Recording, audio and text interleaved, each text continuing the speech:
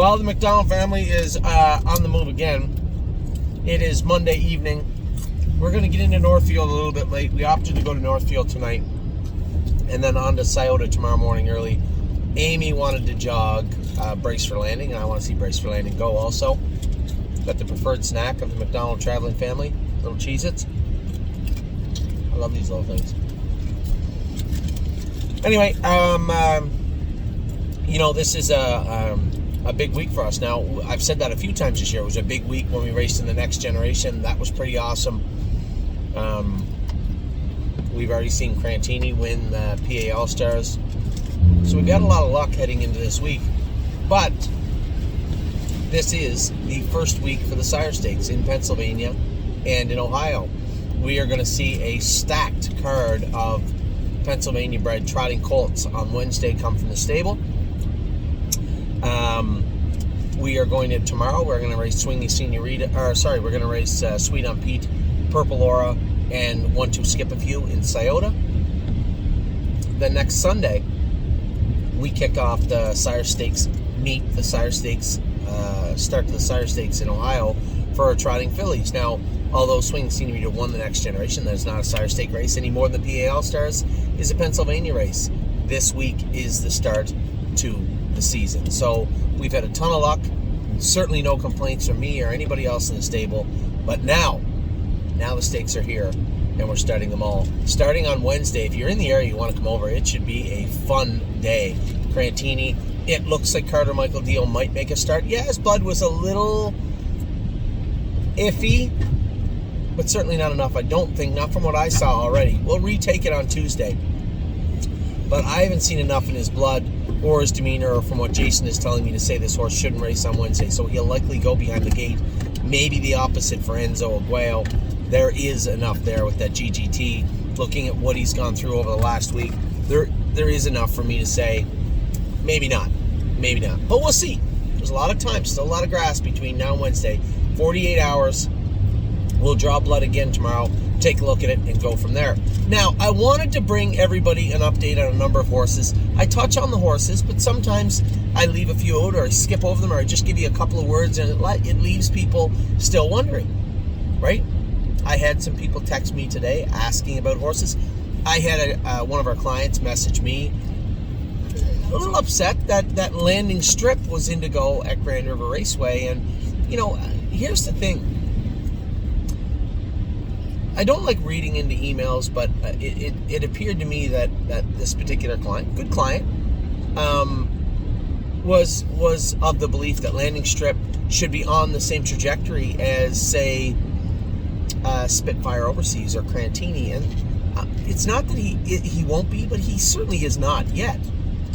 Like Spitfire Overseas won in 55. Crantini, they've already won big miles and gone to stake races. Landing Strip missed time, and I keep saying this over and over and over to everybody, and I know it's hard to see the horses qualify in 2 minutes or 2-1 come 29 and not think that they can qualify in 59 and 58. You can't continue to ask them to go faster right away. You still have to put in that time that they missed, right?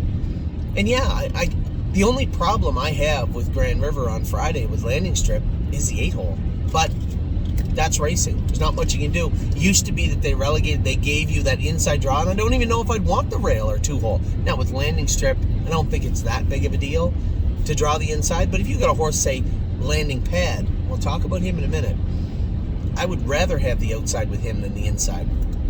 So, as far as Landing Strip, I don't want anybody to read into it and think that he's some second-rate colt because he's racing. Is it good? Because he's racing at Grand River. That isn't the case at all. I want this horse to come along slowly. Keep in mind, guys, this horse is paid into everything later in the year also, right? There's a lot of stake races for Landing Strip and Landing Pad and Cutie Cumber and those horses. There's lots going on, but make no mistake, we still got to do what's best for the horse. And I know you sit back and take a deep breath. Sometimes we're left wanting and believing the horses should be somewhere, but that isn't necessarily where they are, right? Landing Strip qualified very well the other day. Let the horse progress at his own rate. He's not going to Mohawk right now. I gave Mario the opportunity. Which would you rather? Thursday at Mohawk. We don't have anybody in there. He could have went there. or Friday at Grand River. I think he made the right choice. He just drew the wrong position. It's not the end of the world. He can still float out. He can still float out and get a good. You can still float out and get a good trip and have a very good race. So I think it's always worth it. Sometimes I touch on things lightly and then people read into them or don't read into them. When it comes to landing strip, there's all the time in the world with this colt. He's not ready for New Jersey. Not now. Not even close to ready for New Jersey. And as far as Mohawk goes, the horse qualified a couple of times, schooled a couple of times, qualified once, and is now ready to go. What are you doing? Why? He had to warm up Connie in the second trip and it poured rain. Oh, that's great. Just during the time that she so I'm cutting Connie. James warmed up cutting Connie's second trip, and I guess a thunderstorm rolled through Mohawk and poured for 10 minutes. I'll leave out the profanity. Oh yeah. Oh yeah, there's a lot of profanity in that text. A lot of profanity in that text. These little moments in my life are the things that will drive me all the way to Northfield. I don't want to say with a smile on my face because it seems smug, but I got a smile on my face. So, guys, you're going to have to, sometimes we all have to just take a step back and relax. Even with Spitfire last week, even with Carter Michael Dio, I was a little torn. I took Spitfire over there because he wasn't getting in Mohawk, and it worked out great. Carter Michael Dio right into the grassroots. I almost put him in the Stallion Series. I believe he's ready because he's fast and because he's come big halves and big quarters. Stallions is the grassroots. Sire Stakes is the gold. But you just contradicted yourself. How so? So you almost put him in the grassroots and you put him in the Stallion Series. Oh, sorry. I almost put him in the Stallion Series, but I put him in the Sire Stakes instead. Yeah, sorry. Anyway, the whole point of all this exercise is to let the horses progress at a proper rate. And I don't care who Landing Strip's brother is at all. I care about Landing Strip, and I want all my partners to know that. When it comes to the horses, I want to see them do the best they can. And what they're related to or how much we paid for them or who they are means zero right now. Now they're all racehorses. So let's get them racing and let's get them moving in the proper direction at their speed. So I think it was important to get that out of the way. So we're going to start with Adrenaline Rush. He qualified a couple of times. Qualifier in 2 minutes. Happy to see that. Debbie's going to go back with him again for a third qualifier on Wednesday. And I think at that point, we can make a fair assumption he's pretty well ready to get the hammer dropped. This is a 4-year-old, or maybe even 5 minutes. Is he 4? I think he's 4. 4 now. He's ready to get the hammer dropped and move forward, so we'll do that in the coming weeks. Blue Bayou Dio, a lot of people said, was there nowhere to race her? Guys, she is in the middle of a field in Kentucky. There is nowhere to race. It is Oak Grove or Oak Grove. That's it. And there was nowhere to race Blue Bayou Dio, nor did I think we need to. She raced 3 weeks in a row hard. She set a track record. She's coming in sharp. Leave her alone. She gets a week off. Everybody's going to get a week off in that class. Bomb Hugger. Waiting for the blood work to come back, but I can assure you, I already know what it's going to say. There's going to be some things. Who's this? No. There's going to be some things a little up and some anomalies in that blood for sure. I don't think there's anything that we can't work on. She's heading to Mark Beckwith's tomorrow. Now, I'll jump ahead a little bit. I had these in alphabetical order, but Father Dunn is actually coming back, and the reason being, when he made that break, he was not entered into qualify yet. What we'll do sometimes generally is enter them into qualify. If the qualifying day draw falls on the same day you're going to race and you're worried about that break, I think it was just an anomaly. I think Mark trained him, thought he trained so good. A break was not anywhere near the front of his brain. And when he did make that break, kind of caught him off guard. So he would have to wait 2 weeks to get qualified. And then he would have to wait 2 weeks to get qualified, and then a third week to race. So I wasn't really okay with that. Mark knew that right away. He goes, in second thought, he wanted to keep him there. He likes the horse. He said, in second thought, why don't you just take the horse to back to Northfield or the Meadows, because he's not going to get qualified here for 2 weeks. So when Bomb Hugger goes down, Father Dunn will come back. Hopefully we can get him in here. I would like to get him here by Wednesday here. We'll call here Ohio, even though we're not there yet. I'd like to get him back to Northfield Park on Wednesday and then throw him into qualify Thursday. Now, Tim was nice enough in the race. I gotta give props where props are due. The race secretary was nice enough to put us in a little later in the card so that I can school Brace for Landing at Northfield Park, so that I can qualify Father Dunn at Northfield Park and still make the race for Alarm Detector's sister, who is horn player. Horn player and Sister Solange will race on Friday. Now, I'm going to jump around a little bit because there are storylines that are on top of storylines. You may ask yourself, as some of our clients, my partners may also, why wasn't Leaps and Bounds in there? She could have been. Leaps and... she needs help with her. Ava, honey. Ava, Yeah? can you help her with her earphones again? I just need to buy a benefit. Well, you bought them, I believe, didn't you? Right now, she's breaking the law. You're breaking the law. You're breaking the law. You're breaking the law. Lawbreaker. You may ask Leaps and Bounds, why isn't she in? Leaps and Bounds' left knee hurts her. There's no lines. There's no nothing. Just it bothers her. I'm not sure why. Maybe it passed down from her mother. I don't know. This has been a problem before. If you remember, she made a little break on Dominic one time. Yeah. Oh, she's a little back on her knee. A little back on that knee, Amy says. So it's something we're going to have to work on. And when I looked at her schedule, this filly's dual eligible. Another good thing about Leaps and Bounds is she's eligible in Pennsylvania and Kentucky. So aside from maybe one prep race, her next stake race will be in the state of Kentucky. We're going to race her in the incentive C, which goes 15, 15, 15, 15, 50. And then she's eligible for some other things. But this filly's really turned into a nice filly. We're going to have to protect her also. It's our job. That's my job. And the trainer's job is to protect this filly. Make sure we get the most out of her without hurting her, and that's exactly what we plan on doing. Kentucky's track is very forgiving, and we will just give her a couple of weeks, let her get over that sickness she had, work on that knee, keep her feet cooled out.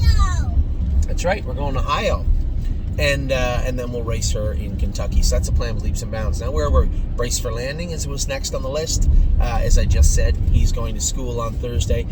Jason said he was much better. We did a little work on him, changed his shoes, thought he was much better the day after we did the work, and then again the day after that. We're going to be there tomorrow. Amy's going to jog him and see what she thinks, because she go out with him all the time. And then we're going to school him on Thursday.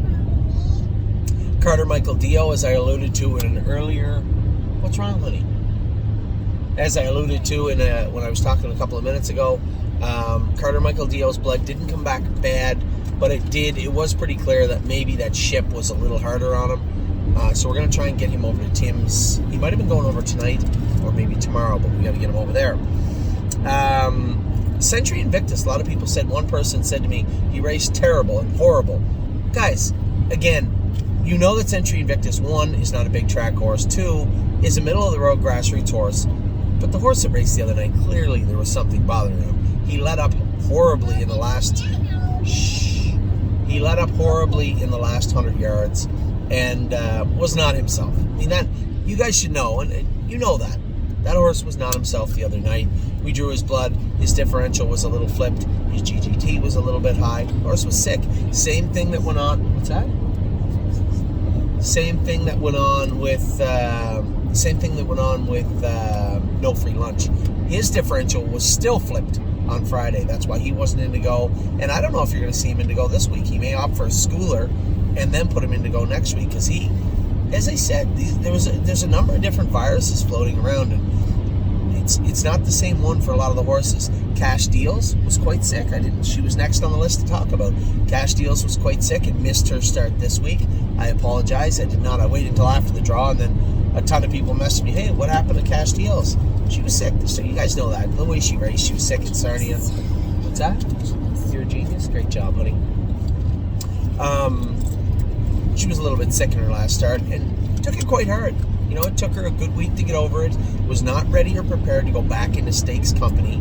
So we simply just gave her another week. I did want to look when we were done. Do you have the staking on your phone? I have it on this phone.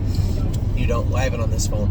I wanted to see when the next prospect was. She may not be ready for the grassroots, but prospect might be right up her alley. I don't know. We may have missed it, though. It may have been this week. It may have been tonight. It may have been Thursday. Father Dunn, as I said earlier, is coming back to Northfield Park. I'm going to qualify him Thursday at Northfield Park, and then we'll go from there with Father Dunn. She's racing. Oh, is she? Turn on. Chocolate's racing right now.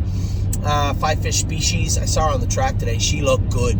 Had her ears up, trotting great, looking good. Very, very happy. This is exactly what I wanted to see from Five Fish Species. We gave her the time, stopped with her, put her in the pool, brought her back. She looks awesome. She's put weight on. Looks great. Very happy with what I've seen from her. Garden State Dio is now back in the burn. She didn't come back with Wouldn't It Be Nice. We'll get to her in a minute. Oh, shh.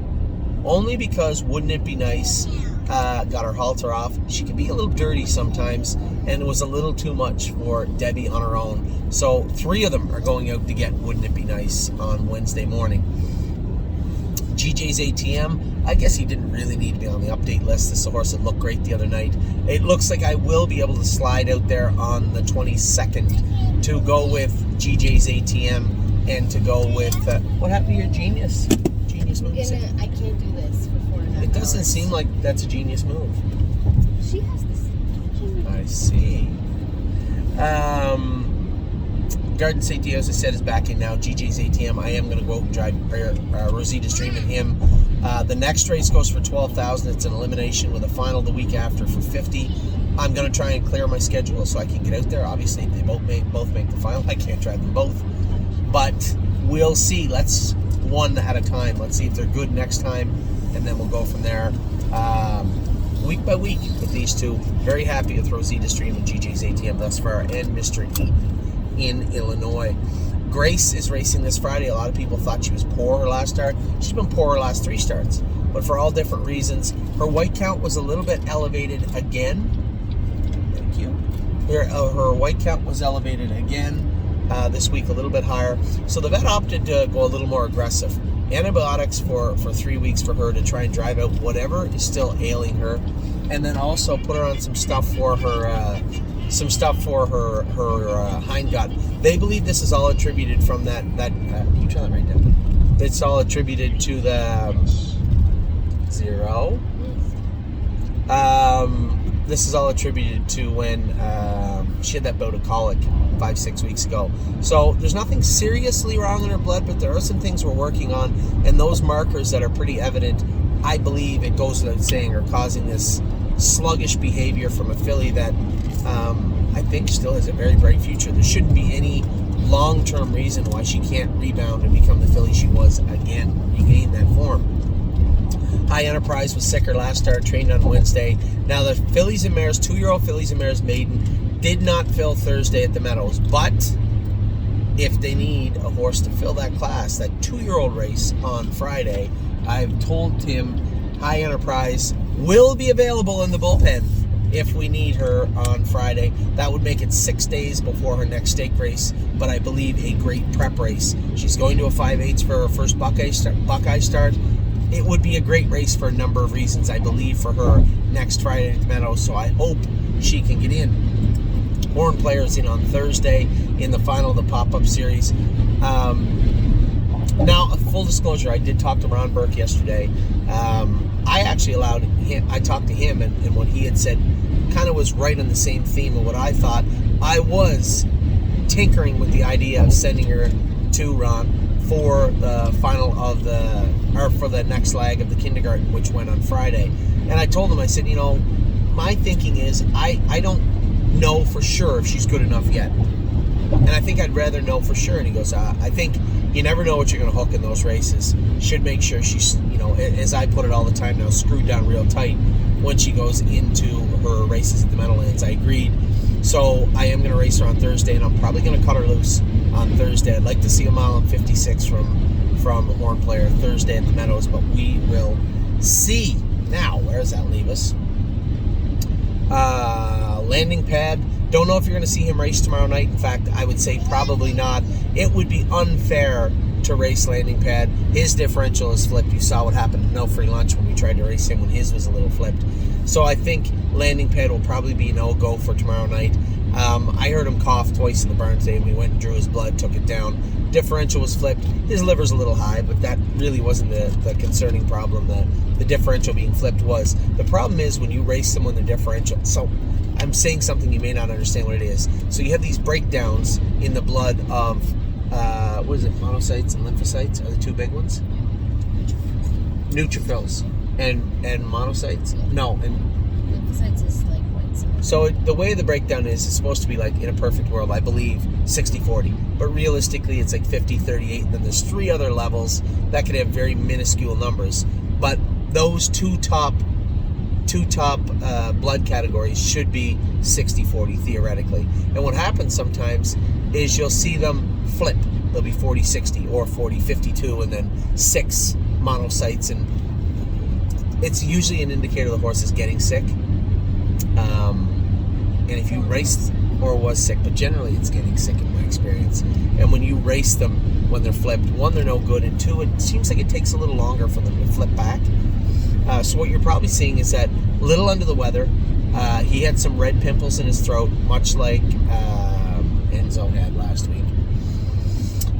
Red pimples in his throat, but that's 2-year-old stuff. Some mucus, some lingering stuff, and redness.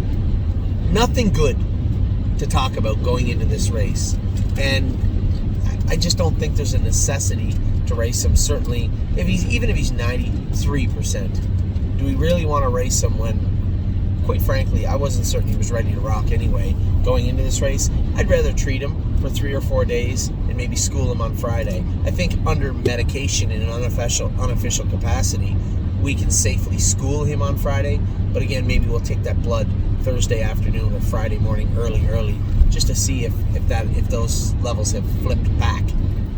So that's where we're at with landing strip, as I talked about earlier in length. He is going to Grand River Friday. Yes, he drew the 8-hole, but this is all about experience also. There's a fair argument to be made that he won't race on a half. Well, it's not completely accurate. He is paid in... No, I don't think so. I think she heard them. That's the road, honey, underneath us. I think it's fair to say I believe he is paid into the freehold race later in the year. So we have a lot of doors open for landing strip, but at the end of the day, we need to get him racing. And I don't think there's any more of a problem racing him at Grand River than there was racing. By the way, just so we're clear, Spitfire Overseas raced against 3-year-olds the other day. So did Tailgate Buzz. So this idea that this just doesn't happen, it happened twice last week, and I was quite confident with both of them also. So landing strip is in a maiden on a B track. I don't really think it's a big deal, and he will use the experience, I'm certain, to his benefit moving forward. Leaps and bounds, I talked about her. We're working on her left knee in particular, both her feet, trying to get her bounce back after that bout of the virus that she had. So she'll be ready to go very soon. We opted not to stuff her into the final of that pop-up series. It just wasn't fair to her. Eyeing up an August 1st stake race in Kentucky as certainly her next staking event, her first stake. No, you didn't. Her first staking event of the season. Locatelli qualifies tomorrow with White Tiger. James will take White Tiger. Locatelli, this is just his little spin, his first stretch out. Just going easy with him. I think both horses are going in different directions this week anyway. White Tiger, I'd like to see James qualifying 55. I hope he does, because he's going to have trot in 53 his first start. Locatelli probably looking for 57, 58 with this guy, with just a good last 8 miles. Stretch him out a little bit, stretch his legs. Then we'll come back with a similar one that White Tiger had this week, next week for Locatelli. Merchant Man, a lot of people asking, and I was asking too, how's Merchant Man been? They said he trained very, very well the other day. Danny said, little rough in the corners, might need the hobbles. He's not getting the hobbles. He doesn't like them, and I'm not putting them on him right now. This horse will train down like this, and I'm going to start sneaking a few more horses over to Ohio. If we get a little stressed in Ontario, that's okay. She needs you to hit play on that. Well, the race is going. You can turn it up now so everybody can watch. How's she doing? She's at the back. Why would she be at the back in a prospect race? 7-hole. So, she did 5-hole made front last week. She did not make the front. This is going to be a disaster. Anyway, Merchant Man, you may see him come over to Ohio with us over the next little while. Probably the next 2 weeks at some point, I imagine he might make his way over. No Free Lunch, I talked about him also, about how he, how No Free Lunch, turn that down, I guess. How No Free Lunch's differential was flipped and he was a little bit sick.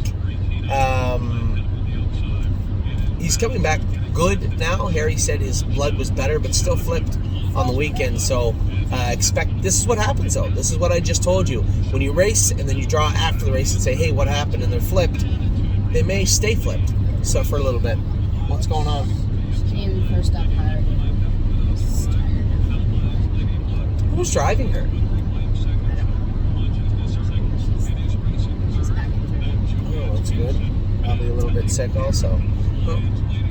Anyway, so no free lunch. His turn it off. His differential is flipped, and hopefully by Tuesday, Wednesday, we can get that flip back around, and we can get him back on track. Now, next two are very important. Red Overbach. Why didn't we race Red Overbach in Ottawa? It was pretty simple. He's a pretty hot and flighty horse. We were going to ship him 5 hours. We trained him on Tuesday. His AST was a little up. I saw it today. Every other marker in his blood is perfect.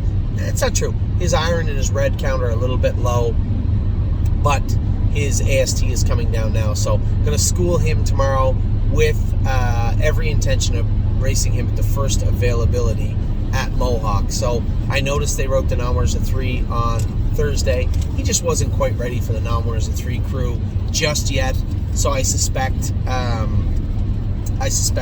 maybe Saturday or Monday there'll be something for Red Overbach. Now, most importantly as of today, because brand new to the barn, is Sintra. A lot of people asking me about Sintra today. How'd you get him? Why'd you get him? He's 9 years old. Why would we buy him? Well, it's pretty simple.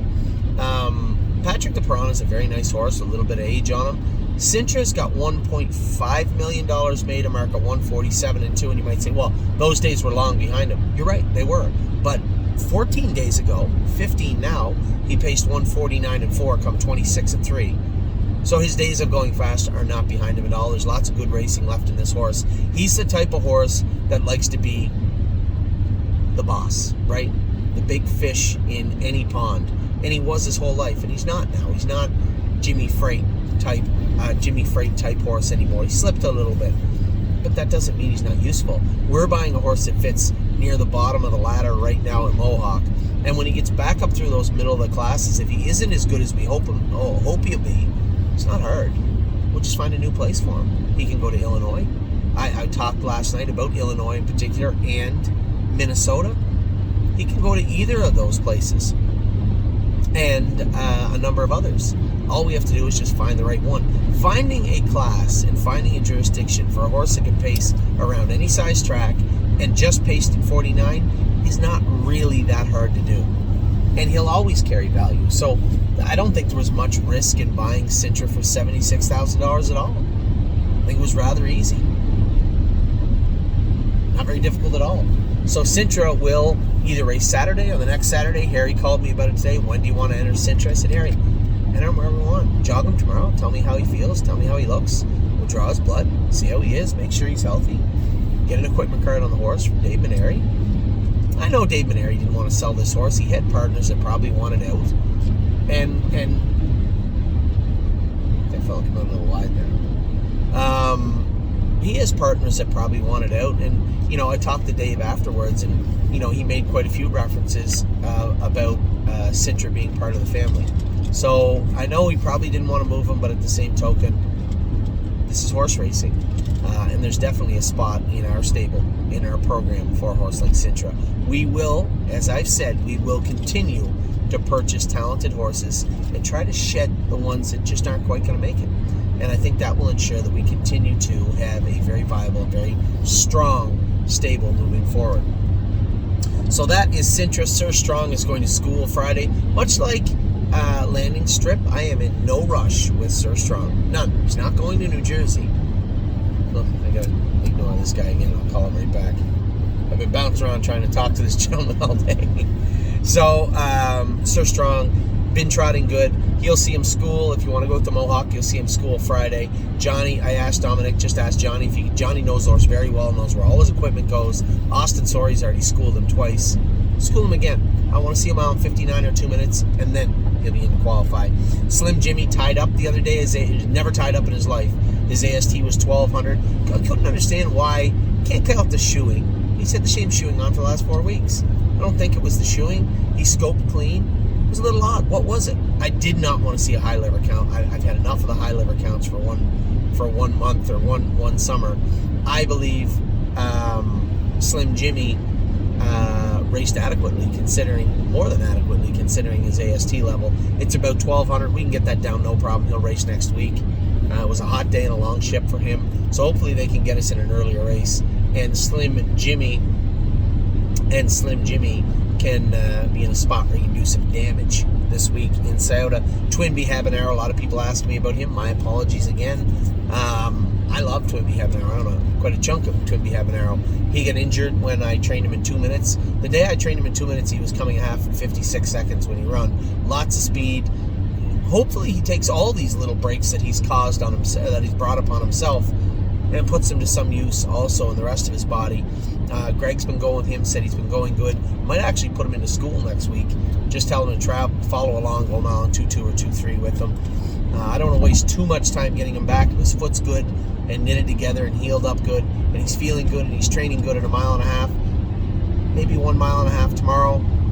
Another straight mile and a half on Saturday, and then back to the gate with this guy for Tuesday. That's a very real possibility for Twinbee Habanero.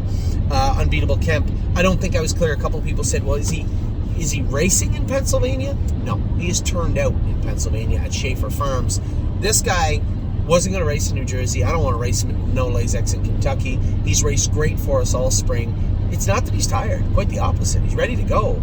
I want to have him sharp all fall into the winter. We've never done this with a horse before. We purposely, went and stepped past the latter part of the summer and focused on the fall. But when you look at the overnight money at Mohawk for horses in the numbers of 4 and 5 categories throughout the fall, and if you start a 3-year-old in there, he gets a ton of 3-year-old allowance. He's got a wide berth and a lot of room to maneuver in Mohawk in the fall. And I just think it was the smartest thing to do for us and the horse. I think he's going to be a real fast 4-year-old for us. I really like Unbeatable Kemp, and I think it was the right decision at that moment. He wasn't going to be able to race in Oak Grove. He didn't like the track very much. Yes, he could come back to Mohawk, but why don't we wait till they get a little soft and then really beat them up in the fall and into the winter with Unbeatable Kemp? It just made the most sense to me for that particular horse. And then wouldn't it be nice, I told you at the start, this is the filly, we were bringing her back in, clean slate, we were going to start over with her, went to pick her up, she had no halter on, she was going to attack everybody. So I like her attitude, I like the fight. I sent 3 of them out on Wednesday to go get her, put the halter on her, and bring her back to the farm. So for Margot and all my partners on Wouldn't It Be Nice, no, she wasn't in the barn on the weekend. She will be in the barn on Wednesday afternoon. So with that, you guys should be updated. I think I wrote down everybody I wanted to update everybody on. Maybe I was a little light on the information for you. Some of the feedback I got on some of these horses where people were still asking questions that I thought I touched on, and I maybe didn't do a good job on it. So as the McDonald family heads to Ohio, I wanted to articulate myself as best I could and bring you the proper information on every horse on that list. You should all be updated now. So I'll wish you luck. You wish me luck. We have to have a big week here at the stable. We'd like to have a big week here at the stable. It all starts tomorrow at Scioto Downs, and then pretty much Pittsburgh all the way through till Sunday in Northfield, short of a couple of races and a schooler. So with that, and a qualifier. With that, I'll let you go. Hope you guys are having a good day. Bit of a weird day here for us. Races were canceled at Northfield Park. The races were canceled at Northfield Park tonight. We ended up first over with chocolate for lunch. So not a great night so far, but hopefully Cunning Connie can pull us out of the fire later on. So good luck to the Cunning Connie group. Take care. We'll talk to you all soon.